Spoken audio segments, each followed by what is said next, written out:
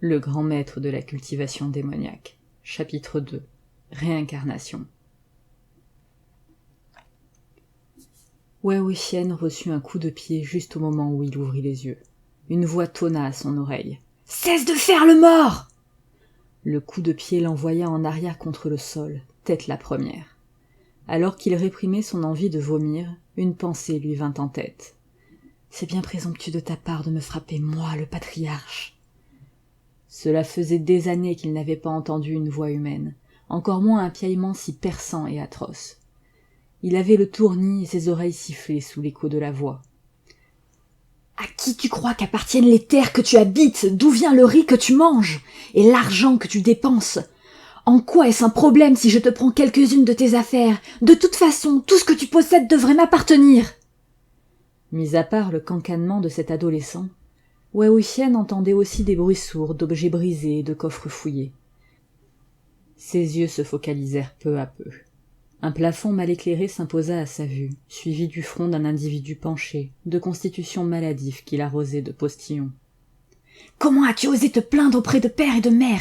Tu pensais vraiment que quelqu'un allait t'écouter dans cette maison ? Tu t'imaginais que j'avais peur de toi ?»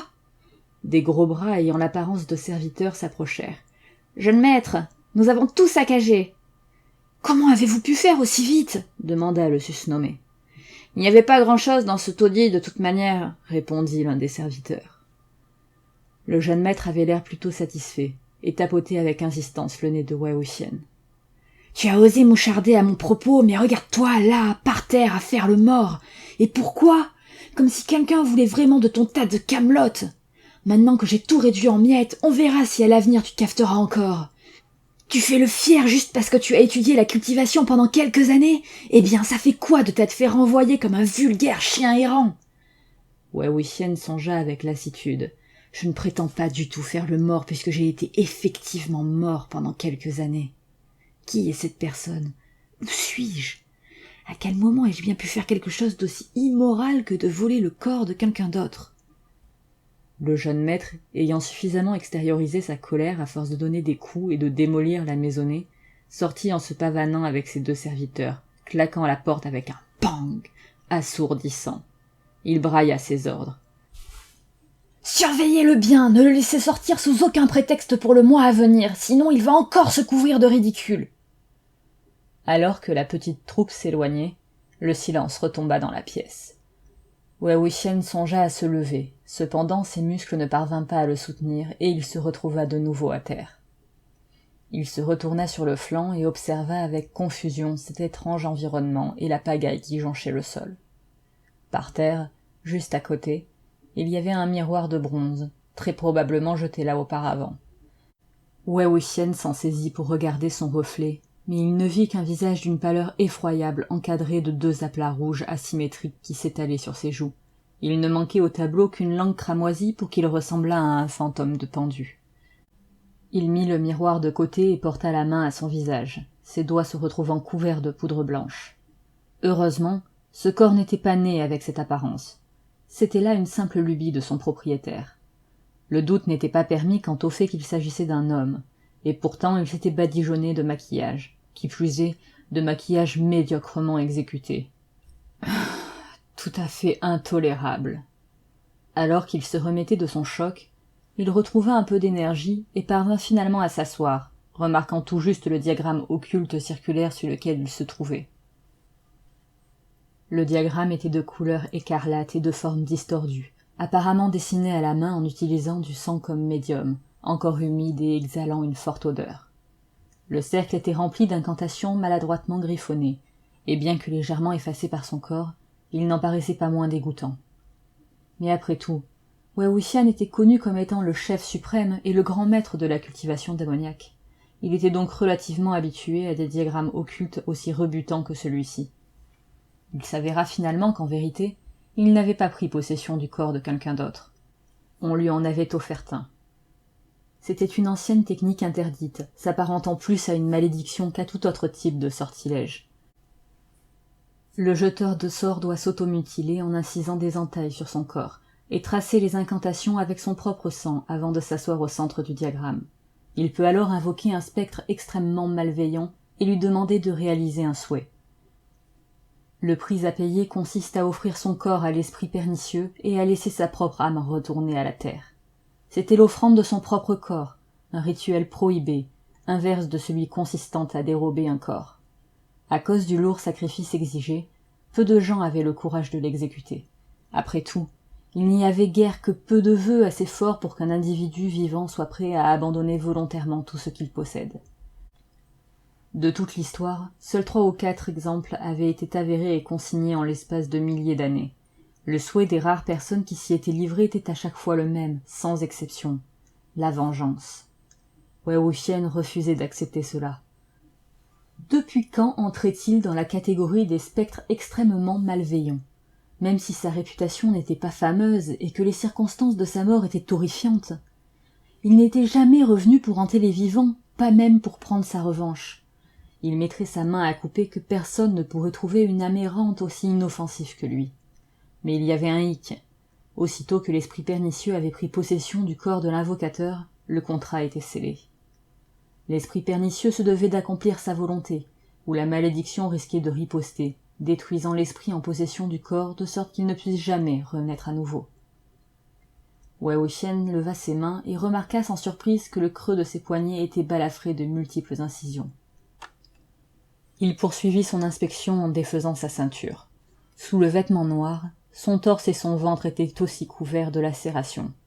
Les saignements avaient cessé, mais Wei Wuxian savait que c'était tout sauf de banales blessures.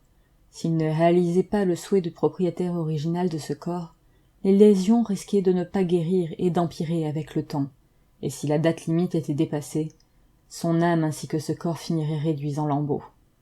Comprenant sa situation, Wei Wuxian se répétait inlassablement en son fort intérieur « Comment cela a-t-il pu m'arriver à moi ?» avant de parvenir finalement à se relever complètement en s'appuyant contre le mur. Bien que vaste, la masure était dépouillée et miteuse, et le linge de maison semblait ne pas avoir été changé depuis longtemps. Une corbeille de bambou gisait dans un coin, servant a priori de panier à ordures. Elle avait été renversée un peu plus tôt, et son contenu était éparpillé sur le sol. Wei Wuxian examina la pièce et ramassa un bout de papier froissé. Il le déplia, et fut surpris de le voir recouvert d'une écriture condensée. Rapidement, il réunit tous les morceaux de papier. Ces mots avaient dû être écrits par le propriétaire du corps pour évacuer son stress. Certaines phrases étaient incohérentes et désordonnées, les pages dégoulinaient d'une anxiété suggérée par les caractères distordus. En parcourant chacun des bouts de papier, Wei Wuxian commença à comprendre que quelque chose n'allait pas. Après quelques déductions, il parvint à se faire une idée globale de la situation. Il s'avérait que le propriétaire du corps s'appelait Mo Xuanyu et habitait le village de Mo. Son grand-père était issu d'une riche lignée de la région. Sa famille était peu nombreuse et, malgré ses efforts, il ne mit au monde que 2 filles. Leur nom n'était pas mentionné, mais l'aînée était la fille de l'épouse officielle, destinée à trouver un mari à intégrer à la famille, tandis que la plus jeune était le fruit d'une liaison avec une servante. La famille Mo avait pour projet initial d'offrir cette dernière en épousailles au plus tôt, mais c'était sans compter sur l'aventure qui l'attendait.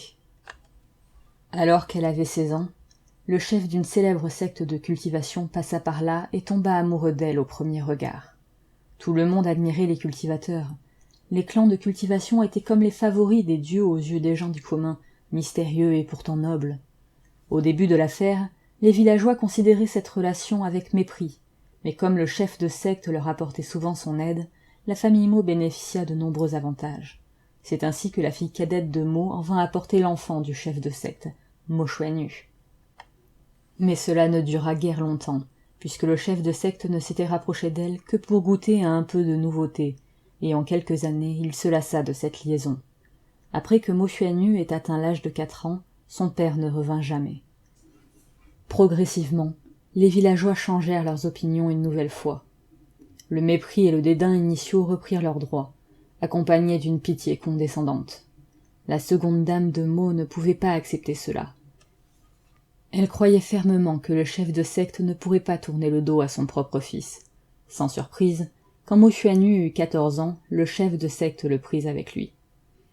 La seconde dame avait de nouveau la tête haute, et racontait à tout un chacun que son fils deviendrait certainement un immortel aussi vite que possible, et apporterait gloire et honneur à ses ancêtres. Cependant, Avant que Mo Xuanyu ait pu connaître le succès dans le monde de la cultivation et hériter de la position de son père, il fut renvoyé chez lui. Et renvoyé de manière honteuse, de surcroît. Mo Xuanyu était homosexuel, et avait eu assez d'audace pour harceler les autres disciples. Le scandale fut révélé aux yeux de tous, et, puisque ses accomplissements en matière de cultivation étaient négligeables, il n'y avait aucune raison qu'il reste au sein du clan. Et comme si cet événement ne suffisait pas, à son retour, Mo Xuanyu se mit à se comporter souvent de façon délirante, comme totalement paniqué. Cette histoire était presque trop complexe pour être exprimée par des mots. Wei Wuxian fronça les sourcils. Non seulement un aliéné, mais un aliéné homosexuel par-dessus le marché. Voilà qui expliquait pourquoi il y avait suffisamment de fard et de poudre sur son visage pour le faire ressembler à un fantôme pendu, et aussi pourquoi personne n'était surpris par l'énorme diagramme sanguignolant par terre.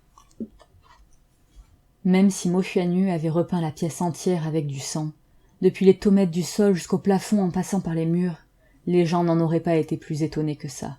Après tout le monde savait qu'il avait une case en moins. Suite à son retour embarrassant, il était couvert de ridicule.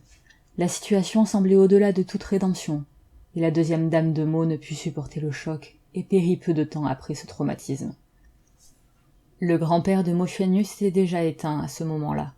La première dame de Mo prit la tête de la famille, mais depuis son plus jeune âge déjà, elle ne pouvait tolérer sa jeune sœur, et il en allait de même pour le fils de cette dernière. Elle avait même un fils, Mo Ziyuan, qui se trouvait justement être l'individu qui avait mis la maison à sac un peu plus tôt.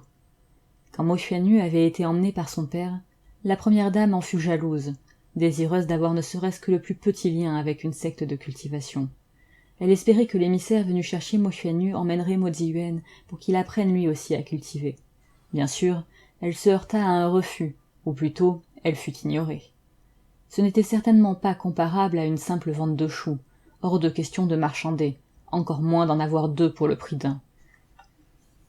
Avec une assurance pour le moins étrange, cette famille était persuadée que Mo Ziyuan était doué de potentiel et de talent. Il croyait que s'il avait été emmené à la place de Mo Xuanyu, il aurait pu gagner la reconnaissance de la secte, contrairement à son pathétique cousin. Cependant, quand Mo Xuanyu partit, Mo Ziyuan était encore jeune, et on lui avait inculqué ses inepties en permanence. Il y croyait donc avec ardeur. Tous les 2 ou 3 jours, il retrouvait Mo Xuanyu, l'humilier et l'insulter en lui reprochant d'avoir volé sa chance d'apprendre la cultivation. Parallèlement, il se piqua d'intérêt pour ses talismans, élixirs et instruments magiques, les considérant comme lui revenant de droit et faisant ce qui lui chantait avec.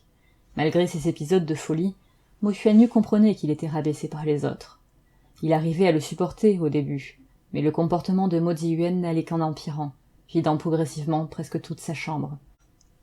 Ce qui vint à bout de la patience de Mo Xuanyu, qui alla se plaindre à sa tante et son oncle, aboutissant ainsi au remue-ménage de ce matin-là. Les mots sur le papier étaient si compacts et petits que Wei Wuxian en avait mal aux yeux. « À quel point la vie de cet homme est-elle foutue en l'air ?» se demanda-t-il.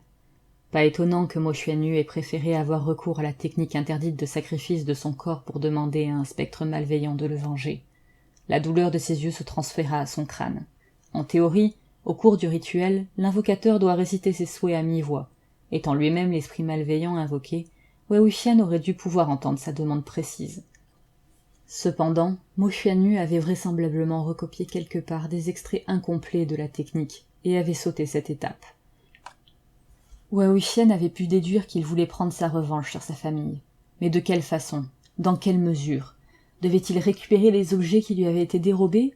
Passer à tabac tous les membres de la famille Mo? Ou tous les éradiquer? Selon toute vraisemblance, il devait plutôt s'agir de cette dernière option. Toute personne ayant un rapport avec le monde de la cultivation savait pertinemment quel genre d'expression on utilisait pour décrire Wei Wuxian. Égoïste, fou furieux, ingrat envers sa propre famille, intolérable aux yeux des cieux eux-mêmes, et autres termes spectaculaires. Existait-il qui que ce soit de plus malfaisant que lui? Si Mo Xuanyu avait osé l'invoquer lui en particulier, son souhait ne devait pas être des plus simples à réaliser. Wei Wuxian ne put s'empêcher de remarquer à haute voix. « Tu as choisi la mauvaise personne. »